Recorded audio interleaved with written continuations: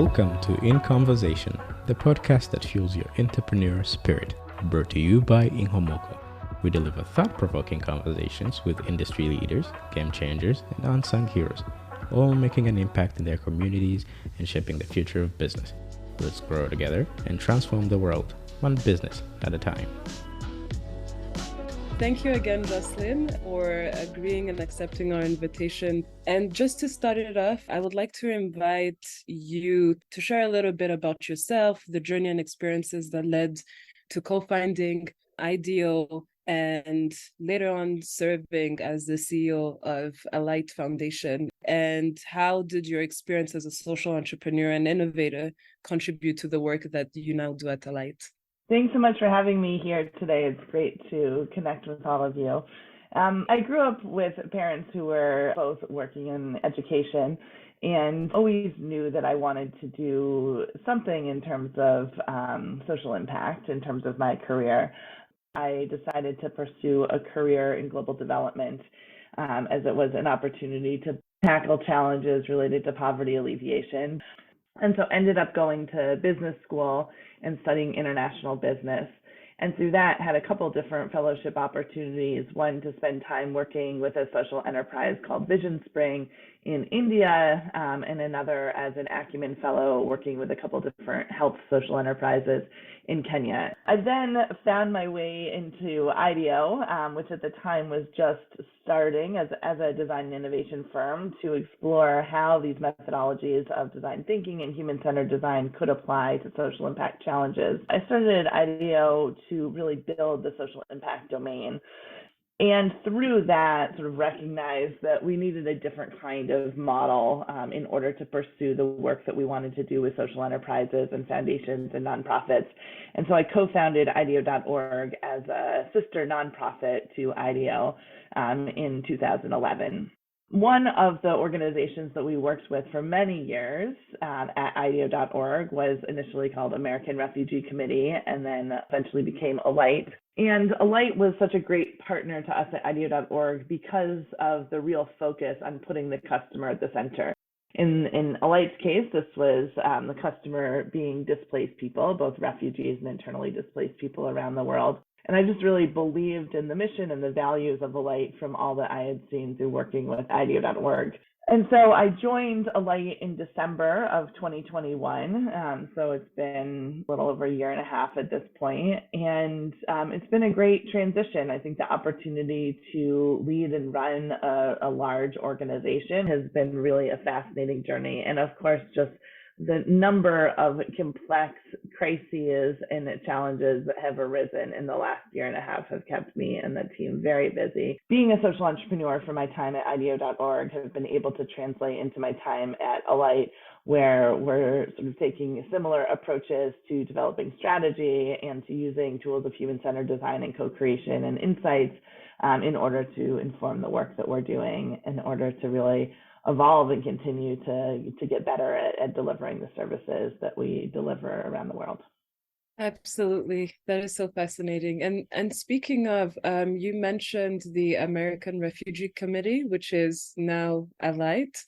And I guess I just want to bring on this rebranding and ask you what motivated the name change. INKOmoko has also undergone its own rebrand. We were previously the African Entrepreneur Collective, and then rebranded to INKOmoko, which means origin in Kinyarwanda. I would like to invite you to also share what motivated the name change and what the name Alight represents now. Great question. So when American Refugee Committee first contacted us at IDEO in 2010, they said, we believe we can be a new organization, and we believe that we want to be able to express that to the world. But before we figure out what our new brand or name might be, we really want to do what they're calling brand in action. believe we started the rebrand process. IDEO.org was actually the partner to ARC at the time for the rebranding work. And we started that work in 2018. We first sort of started with understanding how our customers really responded to the brand, because again, if we are meant to be customer oriented and really focused on the refugees and displaced people as our customers, then what was most important to us was their perception of the brand. And so when we spoke with them, so many of our customers would say to us, listen, refugee isn't a title that I want to hold. It's actually the darkest time in my life. I want to be defined by so many other things. I don't want to be called a refugee. In many places, being called a refugee is shameful. And I want to be considered for being a teacher or a father or a daughter or a friend or a leader or whatever it is. And so that for us was really telling that the name refugee should probably not be in the name of the organization. There were other places geographically where we worked where having American as the first name in the organization was also not particularly beneficial. Being sort of tagged as an American institution was not always as positive. And also people sort of had this assumption that American Refugee Committee meant that we helped refugees in America, which was really not the work that we were doing at the time. And then the word committee was just sort of a confusing word for people. So all around the name just wasn't really working. The designers, went through a human-centered design process and tested out many different directions and ultimately landed on the direction of Alight and the sort of whole branding that goes around that. That symbolized for us a belief in abundance, a belief in people, an optimistic spirit, sort of future and forward-looking, a brand that really represented the possibilities as opposed to a brand that was so focused on crisis or negativity or what people no longer had. Instead, we were really focused on what people continued to hold and what they were moving towards. And so that was really what illuminated the brand and got us to the name Alight and the whole sort of visual direction that we have today. It seems that things that influence your work put your customers at the center and puts displaced communities at the center of driving conversations and impact. My question is how, if you can elaborate more on that and how co-creation is reflected in Alight's work and projects.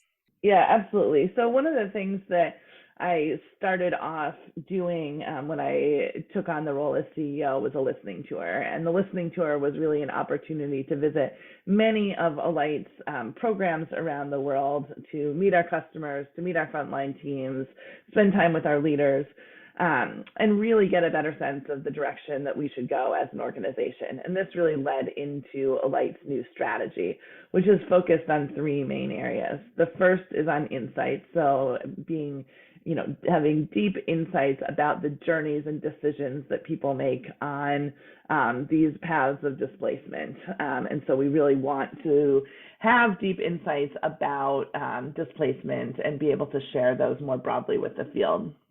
The second is co-creation, so really using those insights to frame up questions that we can ask and ways that we can engage community members, local leadership, other partners in co-creation activities to be able to design programs and services and products together. And then the third is high quality implementation. So really committing to deliver services at a high quality level and really hold ourselves accountable to what our customers deem as high quality in terms of the services that they receive from us. And so co-creation is a really core part of what we do in all of our work. One example recently of a co-creation activity that I actually had the opportunity to lead and participate in when I was just in Rwanda. We're working in the Mahama refugee camp where we have been working for the last 20 years. And in Mahama, we have been working with a number of different young women on various livelihood projects. And one of those livelihood projects is a soap making business. We've trained the women to make soap, both liquid soap and bar soap. We have given them the products to be able to sort of get started, and then they're able to take the income and reinvest it into continuing to build the business. But one of the challenges that the women have had is differentiation of their soap. And so I was able to organize a co-creation workshop with the women to really together sort of look at different soaps available in the market in Rwanda and be able to sort of share what they valued in terms of soap. And it could be, smell or packaging or price or functionality or whatever it was. And then for them to bring in customers as well and have the customers also share their perspectives about how they make decisions about buying soap. And then we led a brainstorming session about, given that, what might be different changes that these young women might make to the soaps that they are themselves producing. And so that just gave them a number of different ideas. And, one of the big ones was they felt like their soap needed to have a name that was unique and that they needed to have a stamp that they could put on the bars of soap so that people would be able to distinguish their soap from other soaps. This type of co-creation activity, though is small, is so meaningful in terms of being able to just sort of unleash the creativity of these young women to allow them to really feel like they have the ability to make decisions or bring ideas about how to form their businesses. And for our staff to also see like, oh, wow, we don't need to be the ones that come up with how to solve this problem. We can talk to the girls that are participating in these programs, and together we can come up with lots of ideas that are better than what any of us would have been able to generate alone. That's a pretty micro example of co-creation. We are also doing co-creation as we do sort of larger scale programmatic assessments in terms of being able to understand if we should enter a new geography or, start working in a new sector. We are doing co-creation at that scale as well. Absolutely. I think it's very important to also understand that social impact is essentially for our customers and should be driven by the customers, I guess, needs and perception to what is needed from governments and public institutions and the private sector to enable a conducive environment for refugees and displaced people to thrive as entrepreneurs and innovators. Yeah, I think in all the countries, the regulatory environment is quite different in terms of what refugees are able to do in terms of work, freedom of movement.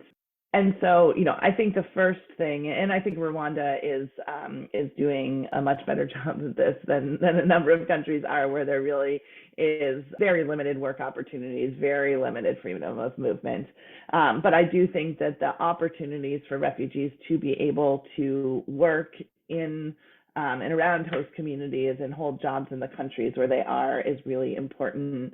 I think the opportunity for them to be able to legally start businesses in the countries where they are is really important. And I think, of course, the freedom of movement to be able to leave the places where they're living and be able to access markets, surrounding markets, is really critically important. The next level is really around access to capital and being able to provide people with that opportunity to take a loan or get a grant to be able to, buy the sewing machine or the bicycle or the motorbike or the soap making materials or whatever it is in order to be able to get that initial business. For instance, we've worked with a group of women also in Mahama to start a small mushroom farm. There was interest, of course, but they didn't know how to farm mushrooms because they had never had exposure to that before. And so, we are able to both figure out a way to procure those products to get that started, provide that initial training for them to be able to learn how to do mushroom farming, provide that initial capital,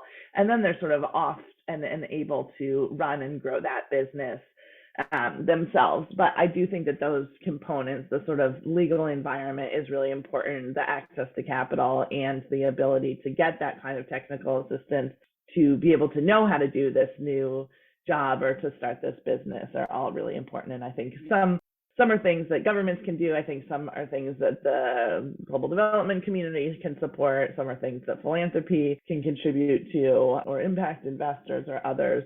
But I think it's sort of coming together. You're able to provide that ecosystem that can work for people to be able to start and grow those businesses. Absolutely. And you mentioned something that we actually work on at INKOmoka is one of our interventions, access to capital, because we understand that it's very important for refugee-led entrepreneurship and allows them to thrive and grow businesses, which leads me to the next question. This question is focused on the type of perception that organizations working in the refugee space deal with when advocating for communities, when supporting these communities to thrive. And this is a perception of investing in displaced communities. Some of the conversations that we've had at INKOmoko is that we understand that investing in and working with displaced communities is not a favor, but it's good business.